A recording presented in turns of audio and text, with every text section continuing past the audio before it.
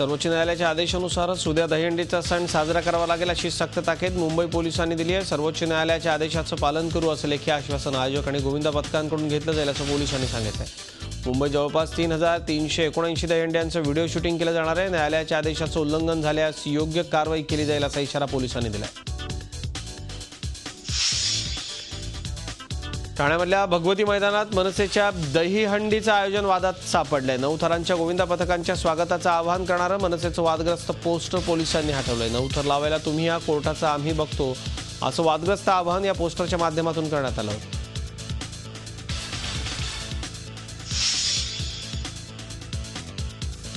SNDT विद्यापीठाच्या विद्यार्थिनींनी यंदा आगळीवेगळी दहीहंडी साजरी करायचं ठरवलं। श्रीकृष्णाच्या अवतारात महिला दहीहंडी पथक पारंपरिक सण साजरा करण्याचा संदेश देत उद्या मुंबईवर फिरणार आहे। कोर्टाच्या निकालानंतर कुठेही नाराजी नसून तितक्याच उत्साहात सराव करत असल्याचं गोपिकांचं म्हणणं आहे।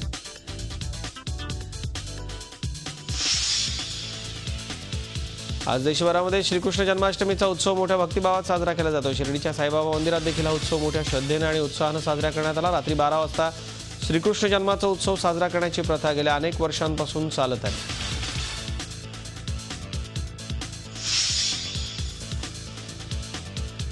राज्य सरकारने कांदा खरेदीचा प्रस्ताव पाठवला नसल्याच्या झी24 तासच्या वृत्तावर खुद्द पणन मंत्र्यांनी शिक्कामोर्तब केले। व्यापाऱ्यांनी संप मागे घेतल्यानं सरकारने कांदा खरेदी सुरू केला नसल्याचं अजब स्पष्टीकरण पणन मंत्री सुभाष देशमुख यांनी दिले। कांद्याला प्रति क्विंटल 100 रुपये अनुदान देण्याचा विचार सरकार करते असं त्यांनी नमूद केलं। नाशिक जिल्ह्यामध्ये कांदा बाजार समित्या सुरू झाल्या असल्या तरी पैसेवारीत भाव मिळाल्याने शेतकरी नाराज आहे। 4 महिने कांदा सांभाळून मिळत असलेला सरासरीचा भाव 4 किलोपर्यंतच आहे। नाफेडनं दर जाहीर करताना सरासरी दर अधिकचे जाहीर करावेत अशी मागणी केली जाते। नवी मुंबई कृषी उत्पन्न बाजार समितीत कांद्याची आवक मोठ्या प्रमाणात झाली। बाजार समितीत 135 गाड्यांची आवक होत असून 50% माल हा नाशिकमधून येतो। त्यामुळे कांद्याचा भाव हा 6 ते 9 रुपये किलो इतका खाली आला आहे। कांदा निर्यातीबाबत सरकारनं योग्य धोरण राबवावं अशी मागणी शेतकरी आणि व्यापाऱ्यांकडून होती आहे।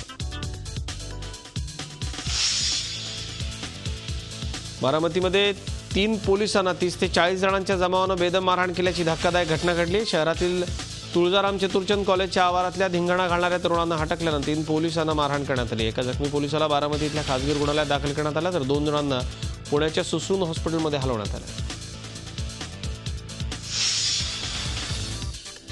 रायगडचे जिल्हाधिकारी अभय कालगुटकर यांना मारहाण करणारे राष्ट्रवादीचे आमदार सुरेश लाड यांना सकाळी पोलिसांना ते शरण आले। आमदार लाड यांना अटक करण्यात आली। लाड यांना अटकपूर्व जामीन देण्यास हायकोर्टानं नकार दिला होता।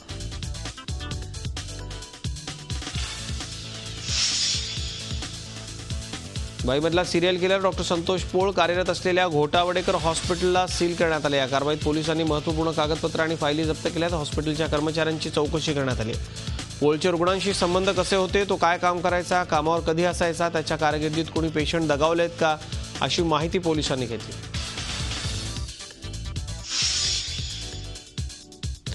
ओला आणि उबर टॅक्सी विरोधात जय भगवान टॅक्सी आणि रिक्षा महासंघानं 29 ऑगस्टपासून बेमुदत संपाची हाक दिली। मुंबई आणि ठाण्यातल्या 70 ते 80 हजार टॅक्सी आणि रिक्षा रस्त्यावर उतरणार नाही असं महासंघाचे अध्यक्ष बाळासाहेब सानप यांनी स्पष्ट केलं।